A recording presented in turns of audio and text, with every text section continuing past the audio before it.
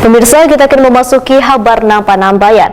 Anggaran pendapatan dan belanja daerah tahun 2022 disahkan DPRD Banjarmasin dalam rapat paripurna yang dihadiri Wali Kota Banjarmasin dan Wakil Wali Kota Banjarmasin jelang tengah hari Rabu 23 November 2021, sedangkan anggaran yang disahkan mencapai 1,8 triliun rupiah, turun bila dibandingkan tahun 2021, sehingga diperkirakan defisit mencapai 291 miliar rupiah.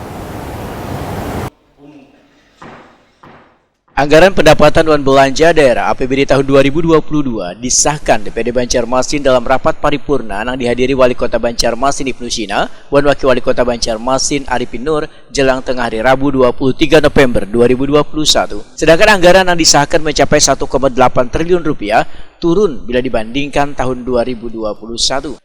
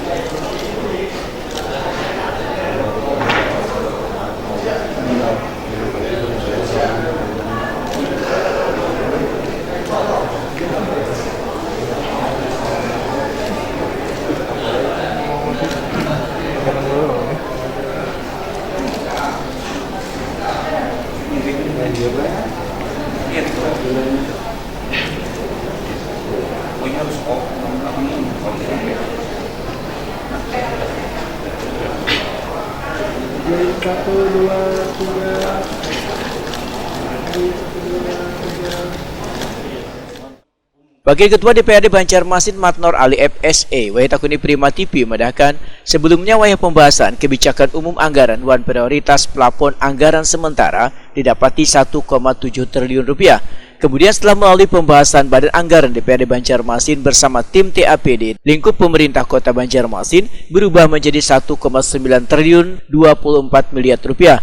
Namun dalam finalisasi akhirnya disepakati turun ke 1,8 triliun rupiah, sehingga diperkirakan defisit mencapai 291 miliar rupiah. Menurut politisi Partai Golkar ini, bila alokasi terbanyak ada pada Dinas Pendidikan, Dinas Kesehatan, dan Dinas Pekerjaan Umum, dan Penataan Ruang. Yang paling banyak itu Dinas Pendidikan 314. Yang kedua Dinas Kesehatan. Nah, yang ketiga itu PPN. Nah, memang harus itu yang harus dijadikan sebagai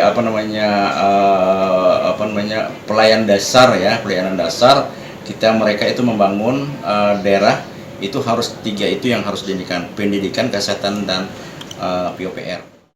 Matnor Ali F menambahkan ada penurunan silpa sebesar 6,7% antara tahun 2019 dan 2020, yaitu silpa pada 2019 sebesar 269 miliar rupiah, kemudian pada tahun 2020 turun menjadi 251 miliar rupiah.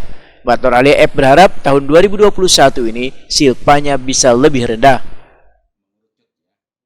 Tetapkan hari ini ya. Inilah salah satu ada sedikit peningkatan dari tahun 2021 ya APBD kita.